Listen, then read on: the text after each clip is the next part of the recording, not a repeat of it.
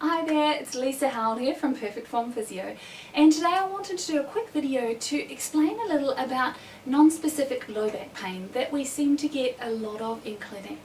Now, a lot of the time we get clients who have been seeing many other health professionals who still have resistant back pain. They've been treated, they've been given exercises, and they still tend to have a lot of problems.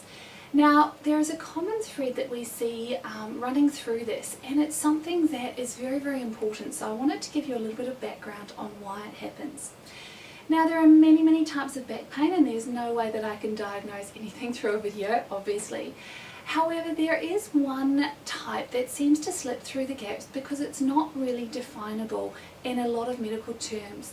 Often people have had investigations, they've had MRIs and CT scans, they don't have a disc bulge, they don't have any problems with the bones, but they're still getting a lot of pain. Now, this is often due to the muscles in the low back and deep in the abdomen not actually functioning correctly. Often people will try a lot of different exercises and build up quite an intensive core stability program, but they'll still experience pain in their low back. Now, this is because there are a couple of different types of muscles in the low back, and they must each be trained very, very specifically. So I'll give you a little rundown on the anatomy. Now, obviously in the spine we have the bones, then we have ligaments that actually help attach those bones together. Now, some people's ligaments are quite stiff, other people have quite mobile ligaments and may even be hypermobile, which allows a lot more joint movement. And this is what we often see in people who have back pain that's very resistant to normal treatment. When we look a little further into the anatomy, we see that there are two distinct types of muscles that help support the low back. We have all of the deep little low back muscles, multifidus, rotatories and intertransversarii, which we call segmental stabilizers.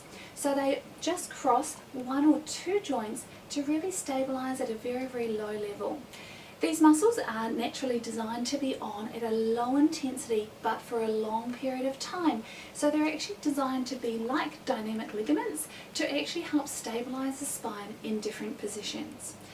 Now, unfortunately, these muscles often get inhibited if you have had a pregnancy, if you've had back pain, or if you've had abdominal surgery, and often the clients we get in have had all three of those. Then overlying those muscles, we have some big back muscles. Now, these big back muscles are designed to work powerfully but for short periods of time. They have a big muscle bulk that attaches into multiple joints.